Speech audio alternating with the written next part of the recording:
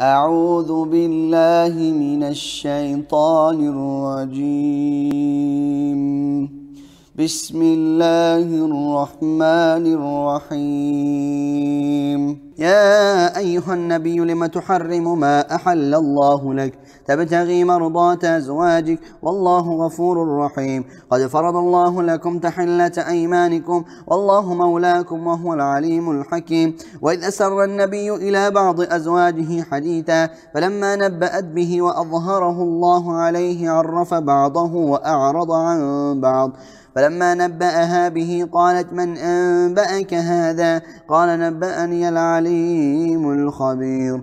إن تتوبا إلى الله فقد صغت قلوبكما وإن تظاهرا عليه فإن الله هو مولاه وجبريل وصالح المؤمنين والملائكة بعد ذلك ظهير. عسى ربه إن طلقكن أن يبدله أزواجا خيرا منكن مسلمات مؤمنات قانتات تائبات عابدات سائحات ثيبات وأبكارا. يا أيها الذين آمنوا قوا أنفسكم وأهليكم نارا وقودها الناس والحجارة عليها ملائكة غلاظ شداد لا يعصون الله ما أمرهم ويفعلون ما يؤمرون. يا أيها الذين كفروا لا تعتذروا اليوم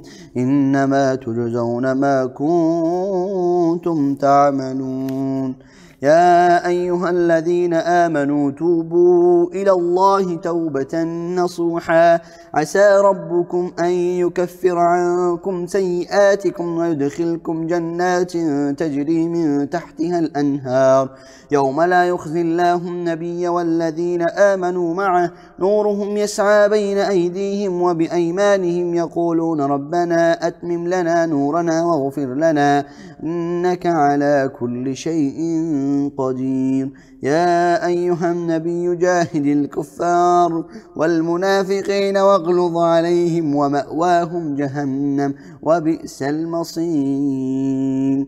ضرب الله مثلا للذين كفروا امرأة نوح وامرأة لوط كانتا تحت عبدين من عبادنا صالحين فخانتاهما فلم يغنيا عنهما من الله شيئا وقيل ادخلا النار مع الداخلين. وضرب الله مثلا للذين آمنوا امرأة فرعون إذ قالت رب ابن لي عندك بيتا في الجنة ونجني من فرعون وعمله ونجني من القوم الظالمين.